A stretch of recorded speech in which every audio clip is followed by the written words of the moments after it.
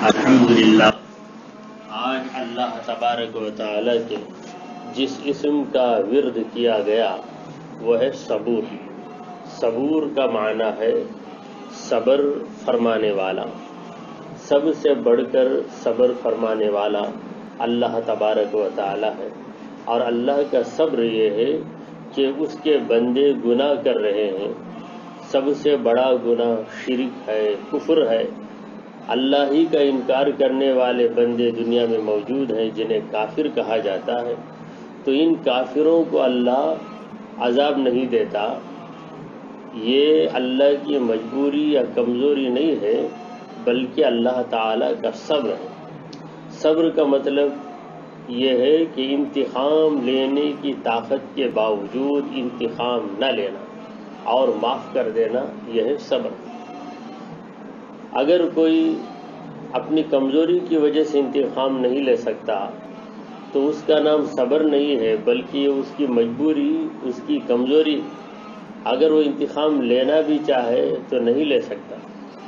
مثلا شیر کے مقابلے میں بکرا آ جائے اور بھاگ کر یہ کہے بکرا کہ میں صبر کر لیا، اس لیے میں شیر کا مقابلہ نہیں کیا، صبر کر کے میں وہاں سے نکل گیا، تو بکرے کی اس بات پر دنیا ہنسے گی کہ تو کیا صبر کیا، سامنے آتا تو تیری خبر بن جاتی۔ تو اگر شیر بکرے کو دیکھے اور اسے پنجہ مارے بغیر چلا جائے، پھر شیر کہے کہ میں صبر کر لیا، تو اس کی بات کو لوگ تسلیم کر لیں گے کہ واقعی اس نے صبر کیا ہے۔ یہ پنجہ اس کا پڑتا تو بکرا ختم ہو جاتا، مگر اس نے ایسا نہیں کیا۔ تو اس صبر کو سمجھانے کے لیے ایک طاقتور اور کمزور کی مثال بیان کی گئی ہے۔ تو پروردگار عالم سے بڑھ کر طاقت والا کون؟ اس کے بندے کتنے گناہ کر رہے ہیں۔ کافر تو کافر، مومن بندے جو اس پر ایمان لائے ہیں، اس کی وحدانیت، الوہیت، اس کی خدائی، اس کی قدرت کا اقرار کر چکے ہیں، اس کے باوجود نمازیں نہیں پڑھ رہے ہیں، جھوٹ بول رہے ہیں، دھوکہ دے رہے ہیں، مگر مولا تعالیٰ نے انہیں زندہ بھی رکھا ہے، سلامت بھی رکھا ہے، پروردگار عالم نے مہلت دی ہے۔ تو یہ اللہ تعالیٰ کا صبر، مگر اس کے صبر سے دھوکہ کھا کر کوئی یہ نہ کہے کہ وہ تو صبر کرنے والا ہے، میں اپنی منمانی کر لوں تو پھر مجھ پر عذاب نہیں آئے گا۔ اللہ تعالیٰ صبر فرمانے والا ہے، تو اسی وقت اللہ تعالیٰ کی صفت یہ ہے کہ شدید ذو انتقام، وہ انتقام لینے والا بھی ہے، شدید الانتقام، اس کا انتقام بھی بہت سخت ہوا کرتا ہے۔ تو دنیا کے اندر ہم اللہ کے صبر کے جلوے جا بجا دیکھتے ہیں۔ ہمارے نبی کریم صلی اللہ تعالی علیہ وآلہ وسلم کے جس نام پاک کا ہم نے ورد کیا وہ ہے اولا۔ اولا کا معنی ہے افضل۔ سرکار دو عالم صلی اللہ علیہ وسلم ساری مخلوق سے افضل ہے۔ یہ اولا کا لفظ ہم شریعت کے مسائل میں بھی استعمال کرتے ہیں۔ ہم کہتے ہیں ایسا کرنا خلاف اولا ہے۔ خلاف اولا کا مطلب افضل کام کے خلاف۔ مثلا ہم وضو کر رہے ہیں، وضو کرتے وقت ہم قبلہ رو بیٹھیں، یہ اولا ہے، یہ بہتر ہے۔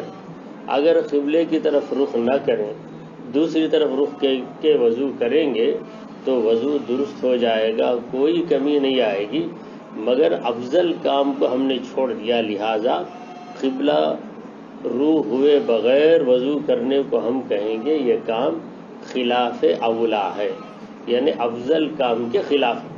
تو یہ اولا کا لفظ افضل کے معنی میں آتا ہے۔ ہمارے نبی کریم صلی اللہ علیہ وسلم افضل و اولا ہیں۔ سب سے بڑا درجہ تو اللہ نے انبیاء کرام کو عطا کیا ہے، نبی سے بڑھ کر کسی کا درجہ نہیں۔ صحیح بات تو یہ ہے کہ نبی کے برابر بھی کسی کا درجہ نہیں۔ بڑے بڑے اولیاء، جب نبیوں کا مقام آتا ہے تو پھر اولیاء کرام ان کے پیچھے ہو جاتے ہیں۔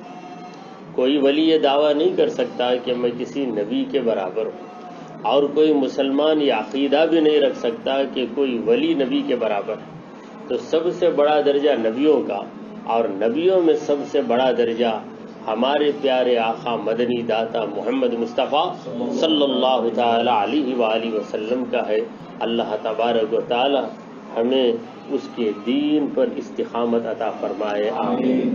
الفاتحہ۔ بسم اللہ الرحمن الرحیم، الحمد للہ رب العالمین، الرحمن الرحیم، مالک یوم الدین، ایاک نعبد وایاک نستعین، اهدنا الصراط المستقیم، صراط الذین انعمت علیہم غیر المغضوب علیہم ولا الضالین، آمین۔ بسم اللہ الرحمن الرحیم، قل هو اللہ احد اللہ الصمد لم یلد ولم یولد ولم یکن له کفوا احد، قل هو اللہ احد اللہ الصمد لم یلد ولم یولد ولم یکن له کفوا احد، قل هو اللہ احد اللہ الصمد لم یلد ولم یولد ولم یکن له کفوا احد، قل اعوذ برب الفلق من شر ما خلق، من شر غاسق اذا وقب، صادق من شر حاسد اذا حسد، بالناس ملك الناس اله الناس، من شر الوسواس الخناس الذي يوسوس في صدور الناس، ان الله وملائكته يصلون على النبي يا ايها الذين امنوا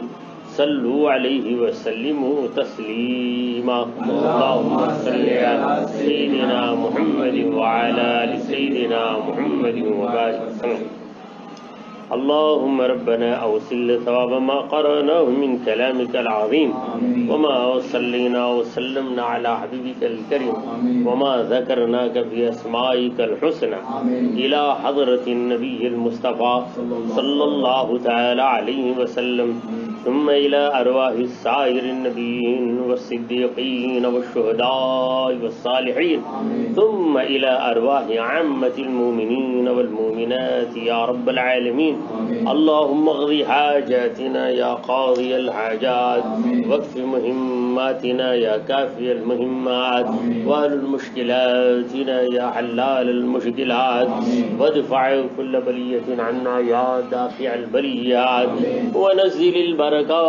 علينا يا منزل البركات، اللهم اشف امراضنا يا شافي الامراض۔ اے اللہ، ہم تیرے بندے ہر آن و ہر لمحہ تیرے فضل و کرم کے محتاج ہیں، اے رب کریم ہماری حالتوں پر رحم فرما، اے اللہ ہم سے بیماریوں کو دور کر دے، ہمیں تندرستی عطا فرما، ہم سے کمزوریوں کو دور فرما، ہمیں طاقتیں عطا فرما، ہماری پریشانیوں کو دور کر دے، ہمیں سکون عطا فرما، ہم سے تنگیوں کو دور کر دے، ہمیں فراخی عطا فرما، اے رب کریم قدم قدم پہ ہمیں ترقی اور کامیابی عطا فرما، اے اللہ ہمیں ظالموں کے ظلم سے بچا، حاسدوں کے حسد سے بچا، دشمنوں کے مکر و فریب سے بچا لے، جادوگروں کے جادو سے بچا، جنات کے خبیث اثرات سے بچا لے، اے رب خبیر ہمارے لیے رزق حلال کے دروازے کھول، حرام لقمے سے ہمیں بال بال بچا لے، اے رب کریم ہمیں تیری شریعت کی پابندی نصیب فرما، شیطانی پھندے سے ہمیں دور کر دے، اے رب کریم ہمارا خاتمہ ایمان کی حالت پہ فرما، اے اللہ آخری لمحہ ہماری زبانوں پر کلمہ طیبہ جاری فرما دے، دلوں کے اندر ایمان کے نور کو پھیلا دے، اے اللہ محشر کے دن ہماری لاج رکھ لے، ہم سب کو پیارے آقا صلی اللہ تعالی علیہ وآلہ وسلم کی شفاعت نصیب فرما، حضور کے حوض کوثر کے پانی سے سیراب فرما دے، اے اللہ جب نامہ اعمال تقسیم کیے جائیں گے تو ہمارا نامہ اعمال ہم کو ہمارے سیدھے ہاتھ میں دلوا دے، اے رب غفور جب ہم پل صراط پر چلنے لگیں تو ہمارے قدموں کو پھسلنے سے بچا لے، اے اللہ جنت کو ہمارا مقام بنا دے، دوزخ کو ہم پہ حرام کر دے، اے اللہ جنت کے اندر تیرے دیدار سے ہمیں سرفراز فرما، تیرے پیارے مصطفیٰ صلی اللہ تعالی علیہ وآلہ وسلم کی رفاقت نصیب فرما۔ اے رب کریم تو ہم سے راضی ہو جا، اے اللہ تو ہم سے راضی ہو جا۔ صلی اللہ تعالی علی خیر خلقہ سیدنا ومولانا محمد وعلى آلہ واصحابہ اجمعین برحمتک یا ارحم الراحمین، والحمد للہ رب العالمین۔